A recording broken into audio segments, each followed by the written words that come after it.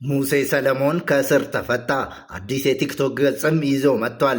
ባለ 1.9 ሚሊዮን ተከታይ ቲክቶከር ለ2 ወራት ገደማ ከታሰረ በኋላ ወደ ቤቱ ተመልሷል። በአጫጭር ዜና አቅራቢነቱ የምትወዱትና 1.9 ሚሊዮን ተከታዮች የነበሩት ቲክቶከሩ ሙሴ ሰለሞን ከ1 ወር ከ11 ቀናት ቆይታ በኋላ ከእስር መፈታቱ ታውቋል። ሙሴ ሰለሞን ከተፈታ በኋላ ለደጋፊዎቹ ባስተላለፈው ልብ የሚነካ መልእክት እንዴት ቆያችሁኝ በማለት ሰላምታ ያቀረበ ሲሆን አሁን ወዲያውኑ በአዲስ የቲክቶክ ገጽ ላይ ስራውን እንደሚጀምር አስታውቋል። ሙሴ በድሮ 1.9 ሚሊዮን ተከታይ ባለው አካውንቱ ለጊዜው እንደማይጠቀም ገልጿል።